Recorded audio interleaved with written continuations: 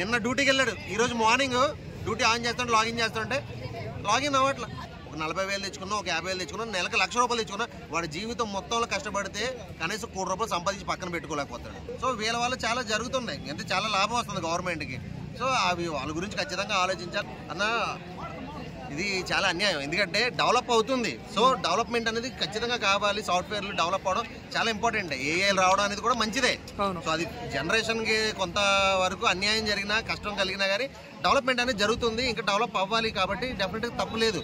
కానీ ఇప్పటి వరకు ఉన్న ఉద్యోగాలు సాఫ్ట్వేర్ వాళ్ళు ఏంటంటే చిన్నప్పటి నుంచి పాపం కష్టపడి చదువుకుని బీటెక్లు చేసి సాఫ్ట్వేర్ అవ్వాలని చెప్పి తల్లిదండ్రులు ఎంతో కష్టపడి చదివించి ఈ రోజున జాబ్కి వెళ్తుంటే రేపొద్దున ఉంటుందా ఉద్యోగం ఉండదా అని ఒక టెన్షన్లో బతుకుతున్నారు, భయంలో బతుకుతున్నారు. ఇది అసలు కరెక్ట్ కాదు. ఎందుకంటే ఖచ్చితంగా వీళ్ళు చేస్తున్న వాళ్ళకి పర్మనెంట్ చేయాలి. డెఫినెట్గా పర్మనెంట్ చేసి ఇలా ఏదో కొత్త అప్డేట్ వచ్చింది, కొత్త ఏఐ వచ్చింది, అవి ఆటోమేటిక్గా క్రియేట్ చేసేస్తున్నాయి, సో మిగతా అవసరం లేదు అని జనాల్ని వాడుకుని వదిలేసే కంపెనీలు అది కరెక్ట్ కాదు డెఫినెట్గా. సో ప్రతి ఒక్కరికి న్యాయం జరగాలి కనీసం. ఎందుకంటే మనం చిన్నప్పటి నుంచి ఎంతో కష్టపడి చదువుకుని సాఫ్ట్వేర్ అవ్వాలని ఎంతో ఆశతోటి సాఫ్ట్వేర్ అయ్యి ఈ రోజున మొన్న మా ఫ్రెండ్ అన్న బెంగళూరులో జాబ్ వచ్చిందని వెళ్ళిపోయాడు. నెలకి 20,000 రెంట్ వాడిది, ఫ్యామిలీతో వెళ్ళిపోయి 20,000 రెంట్. నిన్న డ్యూటీకి వెళ్ళాడు, ఈరోజు మార్నింగ్ డ్యూటీ ఆన్ చేస్తుంటే లాగిన్ చేస్తుంటే లాగిన్ అవ్వట్లా. ఏమైందిరా అంటే అయిపోయింది, ఉద్యోగం తీస్తారు. సో కనీసం ఇంటిమేషన్ లేదు, ఏమీ ఉండట్లేదు. మీకు అసలు ఇది పద్ధతి కాదు. సో సాఫ్ట్వేర్లో ఏ రావడం మంచిదే, కానీ అక్కడ చేసి ఉద్యోగులకు మాత్రం అన్యాయం జరగడం మాత్రం కరెక్ట్ కాదు. ఏఐ గురించి ఏం చెప్తారు బ్రదర్? అంటే ఏఐ వల్ల అసలు ఇబ్బంది అవుతుందా రావడంలో ఫ్యూచర్? ఏఐ వల్ల ఖచ్చితంగా మనం ఎన్నో కష్టాలు ఫేస్ చేయాల్సి వస్తుందని పెద్ద వాళ్ళు చెప్పారు, నేను కాదు, పెద్ద వాళ్ళు చెప్పారు. ఎందుకంటే నిజంగా 10 మంది చేయాల్సిన పని అది ఒక్కటే చేసేస్తుంది. సో అది డెవలప్మెంట్ అనేది ఎక్కువ అవడం కూడా ఇబ్బందే.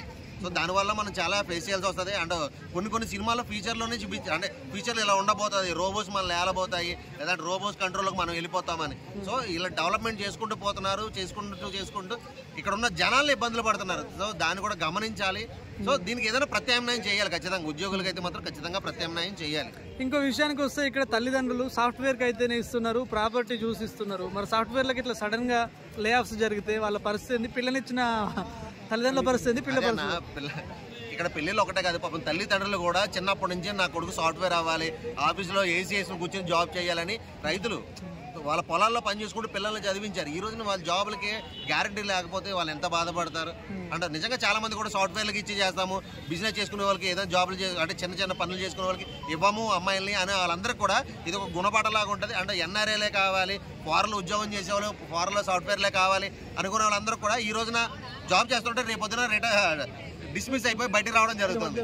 సో నేనేమంటానంటే ఖచ్చితంగా ఈ జాబ్లు చేసే వాళ్ళకైతే మాత్రం ప్రత్యామ్నాయం కల్పించాలి ఖచ్చితంగా. అంటే ఇలా పెళ్ళిళ్ళు లేదంటే తల్లిదండ్రులు సాఫ్ట్వేర్కే కాకుండా బిజినెస్ మీద కూడా ఏదన్నా అవగాహన నేర్పించి బిజినెస్ లో కూడా డెవలప్ అయ్యేలాగా పిల్లలకి మోటివేషన్ ఇవ్వాలి. అంటే యూత్ కూడా ఎక్కువగా సాఫ్ట్వేర్ సైడే చూస్తున్నారు, మిగతా జాబ్స్ అన్ని పక్కన పెట్టేసి. ఎందుకంటారు, దేనికి అంత ఇంట్రెస్ట్? సాఫ్ట్వేర్ జాబ్ అంటే కొంచెం బాగుండేది, స్టడీకి సంబంధించిన. అంటే నేను సాఫ్ట్వేర్ అని చెప్పి చెప్పుకోవడం, ఊర్లలో ఏంటంటే అన్న ఒక కంప్యూటర్ పెట్టుకుని కూర్చుంటే చాలు, అబ్బా ఈడు పెద్ద గొప్పవాడు అని ఒక భ్రమలో ఉండిపోయారు జనాలు అందరూ.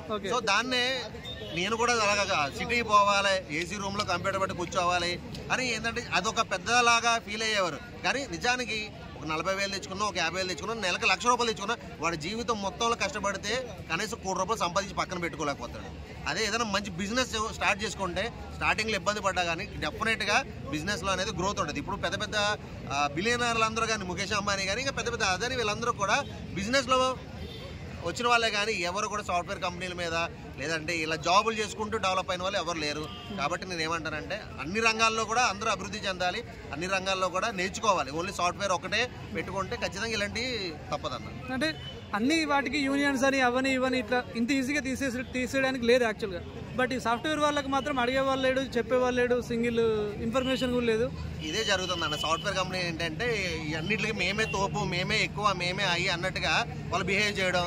సో వీళ్ళు కూడా జాబ్స్, మాకు జాబ్ కావాలి, మాకు జాబ్ కావాలని, అంటే అది ఉంటుందా తీసేస్తారు ఫర్దర్గా అన్నది కూడా ఆలోచించకుండా నువ్వు ఇంటర్వ్యూలో సెలెక్ట్ అవ్వగానే పరిగెట్టుకుని వెళ్ళిపోవడం.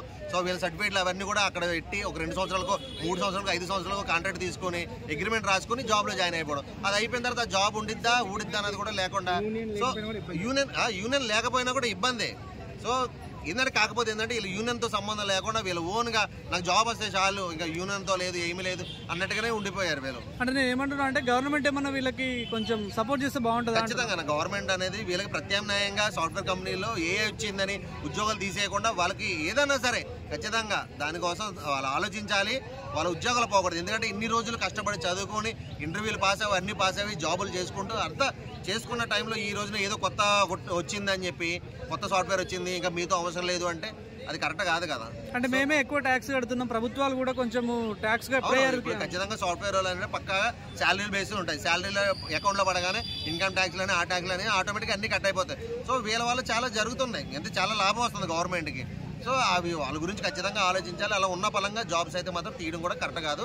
సాఫ్ట్వేర్ కంపెనీలు డెఫినెట్గా వాళ్ళకి ప్రత్యామ్నాయం చేసి అప్పుడు ఏదైనా మనం చేయాలి.